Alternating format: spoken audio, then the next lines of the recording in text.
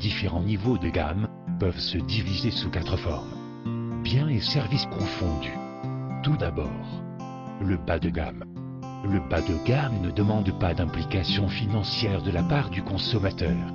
Le consommateur l'achète généralement sans se poser de questions particulières. Ce n'est pas le packaging qui l'a attiré, ni son esthétique, ou sa qualité, mais son faible coût. Le bas de gamme a l'avantage de n'être pas cher à produire, il est donc là pour être écoulé rapidement. La rentabilité repose avant tout sur le volume vendu. C'est pour cela que la visibilité, le placement, la publicité doit être d'une importance capitale.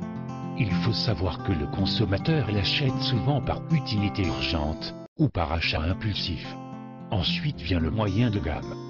Contrairement au bas de gamme, qui réside surtout dans la quantité de volume vendu et du très faible coût de production, le moyen de gamme lui aura plus de soucis à se faire point de vue marketing, tarifs et prestations concurrentielles. Cette fois-ci le packaging doit être plus travaillé, la mise en valeur des innovations doit être mise en avant, pour se démarquer des concurrents faisant du bas de gamme et pratiquant donc des prix plus avantageux. Des stratégies promotionnelles sont fortement recommandées pour assurer une certaine stabilité de volume écoulé. Les produits moyens de gamme assurent une posture délicate et souvent complexe, étant au centre. Elle doit donc se battre sur le front de l'innovation, de la qualité, ainsi que sur celui du rapport qualité-prix. Les marges de vente sont généralement très faibles et le volume écoulé plus faible que le bas de gamme. Ensuite vient le haut de gamme. Le haut de gamme se caractérise par une qualité et des tarifs supérieurs au milieu de gamme. Il s'appuie sur un avantage concurrentiel fort. Le produit ou le service doit être mieux pensé, mieux fini et de meilleure qualité. Le haut de gamme doit pouvoir donner une bonne raison au client d'acheter. Il doit pouvoir combler son prix relativement élevé par d'excellentes caractéristiques techniques. Car psychologiquement on juge un produit de bonne qualité par son prix, la qualité d'un produit haut de gamme doit donc être pris au sérieux.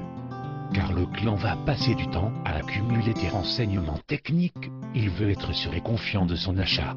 Il peut même par souci de confiance, essayer de valider la raison de son intéressement à un produit haut de gamme auprès de son entourage, car bien souvent la pression du client peut être forte, on peut donc parler de risque perçu à l'achat.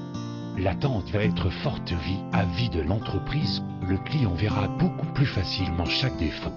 Le succès du haut de gamme, contrairement au bas de gamme et au milieu de gamme, le haut de gamme est moins basé sur le volume écoulé. Mais les marges à chaque vente seront plus importantes. Un véritable suivi du client, des conseils honnêtes et pointus sont d'une importance capitale. Le packaging sera quant à lui élégant, raffiné, bien pensé.